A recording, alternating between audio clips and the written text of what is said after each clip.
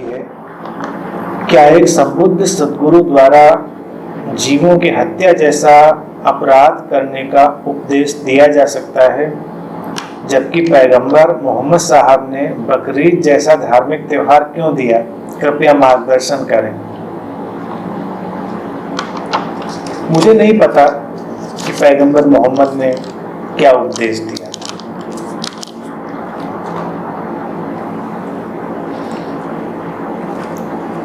मैं उस बारे में कुछ नहीं जानता कि उन्होंने क्या उपदेश दिया था, ना उस बारे में जानने की कोई आवश्यकता समझता हूं। धार्मिक बात ये नहीं है कि हम ये जाने कि गीता में क्या कहा गया था, कुरान में क्या कहा गया था, वेद में क्या कहा गया था। उनमें ना भी कहा गया हो और कोई बात ठीक जिसे मैंने जाना है तो वो ठीक है, और कहा भी गया हो और मैं जानता हूं कि ठीक नहीं है तो ठीक नहीं है। एक धार्मिक व्यक्ति का किसी भी धार्मिक पुस्तक से कोई लेना देना नहीं,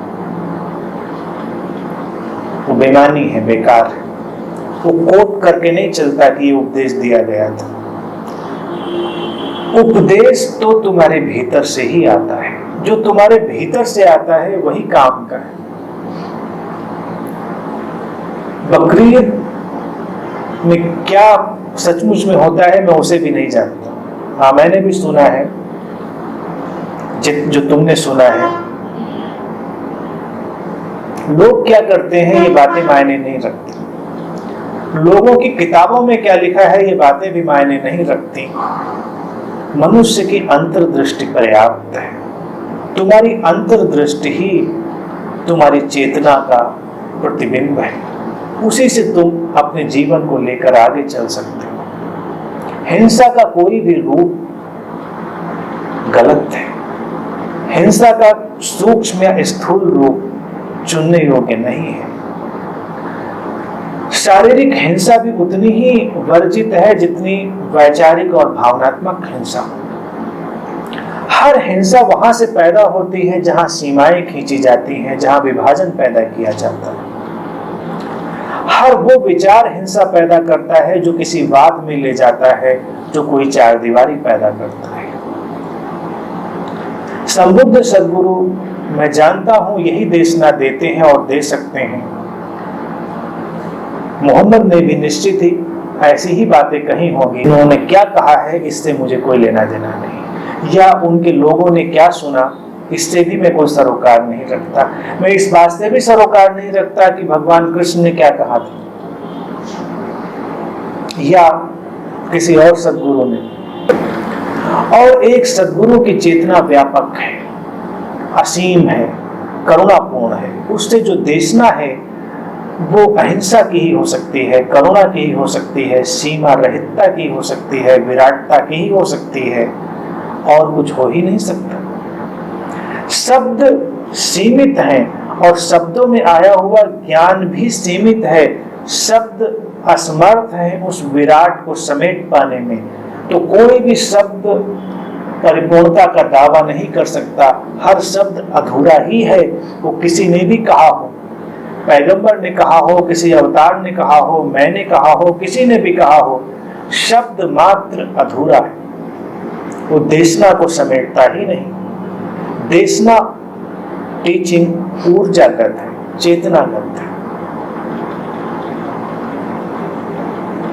और हर देशना करुणा और संवेदनशीलता की पृष्ठभूमि में ही लिपटी हो, उससे इतर है ही नहीं।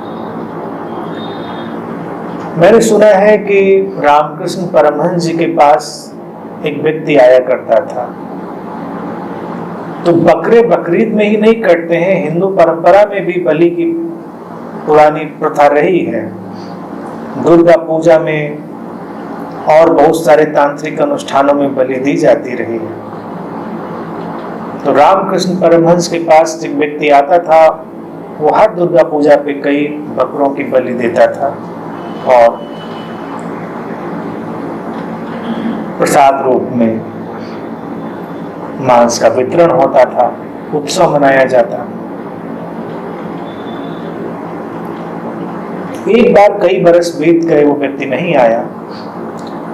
तो रामकृष्ण परमहंस ने बुलवाया कि भाई उसको बुला के लेके आओ, बड़ा श्रद्धालु था, बड़ा उत्सव मनाता था, बड़ा जलसा करता था, अब तो कुछ भी नहीं हो रहा है। वो व्यक्ति आया, बीमार हो चुका था, वृद्ध हो चुका था। तो रामकृष्ण परमहंस ने पूछा, क्या बात है, अब तुम बकरे वगैरह नहीं कटवाते? उसने कहा, क्या करें साहब, अब दांत गिर गए मेरे, बीमार हो गया, बूढ़ा हो गया हूं, अब दांत ही नहीं रहे। तो रामकृष्ण ने कहा कि उस अनुष्ठान का तुम्हारे दांतों से क्या ताल्लुक? लेकिन दांतों से ही तो ताल्लुक है। अब वो खा ही नहीं सकता था, तो वो क्या करता? बीमार हो गया, बुढ़ा हो गया, दांत गिर गए, अब उस अनुष्ठान का आनंद लेने में असमर्थ हो गया, तो बंद हो गया।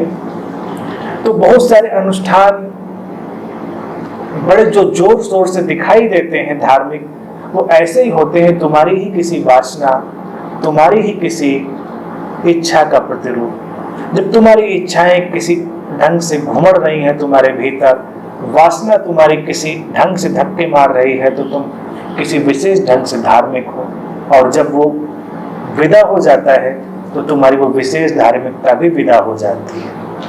लेकिन जो शुद्ध धार्मिकता है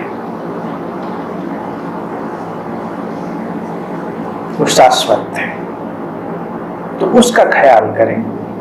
कभी भी ये ना कहें कि संबुद्ध सद्गुरुओं ने ऐसी देशना दी होगी, उनके अनुयायियों ने कुछ व्याख्या करी होगी।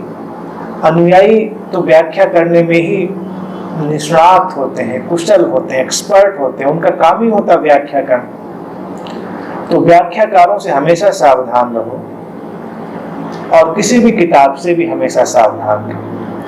अपने अंतर जगत से, अपनी आंतरिक चेतना से चलो, और अपने अंतर जगत से अगर गलती भी करोगे तो तुम उसे एक दिन ठीक कर लोगे, लेकिन अगर बाहर से तुम सही भी करोगे तो एक न एक दिन वो भी गलत हो जाएगा। इसीलिए जब भगवान बुद्ध शरीर छोड़ रहे थे, उनके शिष्यों ने कहा कि अब सार रूप में अपनी देशना कह दो। और मैं समझता हूं इस धरती पर सर्वाधिक बोलने वाले लोगों में से वो एक थे। जिन सद्गुरुओं ने सर्वाधिक बोला होगा उनमें से वो एक रहे होंगे, जितने आयाम से बोला होगा उनमें से वो एक रहे होंगे।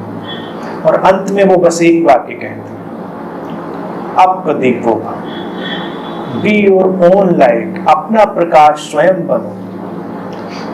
और पता नहीं क्यों ये संयोग है या प्रकृति का अस्तित्व का कोई इशारा कि पूछा है अनंत प्रकाश ने, और मैंने दीक्षा में उन्हें नाम अनंत प्रकाश दिया है।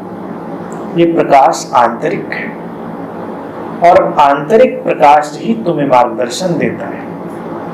तो न किसी पुस्तक का सहारा लो, न किसी शब्द का सहारा, न किसी बाहर का सहारा, तुम्हारे भीतर का प्रकाश तुम्हारे लिए रास्ते बनाएगा। क्या शुभ है, क्या उचित है, क्या करना है, क्या नहीं करना है।